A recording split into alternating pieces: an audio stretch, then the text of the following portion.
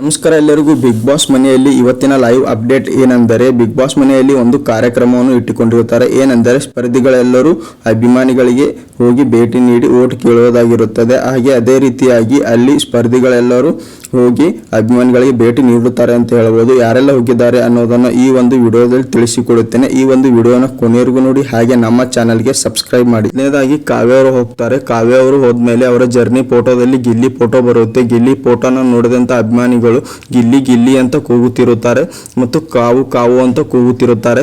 ಹಾಗೆ ಇದನ್ನು ನೋಡಿದಂತ ಕಾವ್ಯ ಅವರು ಸಡನ್ಲಿ ಶಾಕ್ ಆಗ್ತಾರೆ. ಕಾವ್ಯ ಅವರು ಮಾತನಾಡುತ್ತಿರುತ್ತಾರೆ, ಗಿಲ್ಲಿ ನಾನು ಕ್ಲೋಸ್ ಫ್ರೆಂಡ್ಸ್ ಅಂತ ಹೇಳಿ, ಹಾಗೆ ನನ್ನನ್ನು ವೋಟ್ ಮಾಡಿ, ನನ್ನನ್ನು ಬಿಗ್ ಬಾಸ್ ಮನೆಯ ವಿನ್ನರ್ ಮಾಡಿ ಅಂತ ಹೇಳಿ ಕಾವ್ಯ ಅವರು ಬರುತ್ತಾರೆ ಅಂತ ಹೇಳ್ಬೋದು. ಆದ್ಮೇಲೆ ರಕ್ಷಿತ್ ಅವರು ಹೋಗ್ತಾರೆ. ಇವರಿಗೂ ಕೂಡ ಇದೇ ರೀತಿ ಆಗುತ್ತೆ. ಸಡನ್ಲಿ ಶಾಕ್ ಆಗ್ತಾರೆ. ಸಡನ್ಲಿ ಶಾಕ್ ಆಗ್ಬಿಟ್ಟು ಅಭಿಮಾನಿಗಳ ಹತ್ರ ಮಾತನಾಡುತ್ತಿರುತ್ತಾರೆ, ನನಗೆ ಬಿಗ್ ಬಾಸ್ ಮನೆಯ ವಿನ್ ಮಾಡಿ ಅಂತ ಹೇಳುತ್ತಿರುತ್ತಾರೆ.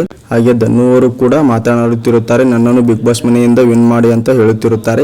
ಅದಾದ್ಮೇಲೆ ರಘು ಅವರೇ ಬರ್ತಾರೆ ಅಂತ ಹೇಳ್ಬೋದು. ಅವರು ಅಭಿಮಾನಿಗಳ ಬಳಿ ಹೋಗಿದ್ದಾಗ ಗಿಲ್ಲಿ ಕ್ರೇಜ್ ಮತ್ತು ಗಿಲ್ಲಿ ಹವಾ ನೋಡ್ಬಿಟ್ಟು ಸಡನ್ಲಿ ಶಾಕ್ ಆಗ್ತಾರೆ ಅಂತ ಹೇಳ್ಬೋದು. ಇವರಲ್ಲದೆ ಧನು, ಕಾವ್ಯ, ರಕ್ಷಿತ ಕೂಡ ಶಾಕ್ ಆಗಿದ್ದಾರೆ ಅಂತ ಹೇಳ್ಬೋದು. ಗಿಲ್ಲಿ ಫೋಟೋ ನೋಡಿಬಿಟ್ಟು ಗೆಳೆಯ ಗೆಳೆಯ ಅಂತ ಕೂಗುತ್ತಿರುತ್ತಾರೆ. ರಘು ಅವರು ಹೇಳ್ತಾರೆ, ಗೆಳೆಯ ನೆಕ್ಸ್ಟ್ ಬರ್ತಾರೆ ಅಂತ ಹೇಳ್ತಾರೆ.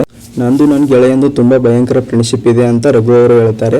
ಹಾಗೆ ನಾವು ಎಷ್ಟೇ ಜಗಳಾಡಿದರು ಮತ್ತು ಎಷ್ಟೇ ಕಿತ್ತಾಡಿದರು ಒಂದಾಗ್ತೀವಿ ಅಂತ ಹೇಳ್ತಾರೆ. ಅದು ಆದ್ಮೇಲೆ ಅಭಿಮಾನಿಗಳು ಹಾಡು ಹೇಳಕ್ಕೆ ಸ್ಟಾರ್ಟ್ ಮಾಡ್ತಾರೆ, ಕುಚ್ಚಿಕ್ಕು ಕುಚ್ಚಿಕ್ಕು ಅಂತ ಹೇಳಿ. ಈ ಹಾಡಿನ ಜೊತೆ ರಘು ಅವರು ಕೂಡ ಸಂಭ್ರಮಿಸುತ್ತಾರೆ ಅಂತ ಹೇಳ್ಬೋದು. ರಘು ಅವರು ಸಂಭ್ರಮಿಸಿದಾಗ ಇಲ್ಲಿ ಗಿಲ್ಲಿ ಕ್ರೇಜ್ ಅವರಿಗೆ ಗೊತ್ತಾಗುತ್ತೆ. ನಿಮಗೆ ಇಷ್ಟೆಲ್ಲ ಮಾತನಾಡಿದ ಸ್ಪರ್ಧಿಗಳಲ್ಲಿ ಯಾರು ಜಾಸ್ತಿ ಸುಳ್ಳು ಹೇಳಿ ಓಟನ್ನು ಕೇಳಿದ್ದಾರೆ ಅನ್ನೋದನ್ನು ಕಮೆಂಟ್ ಮಾಡಿ.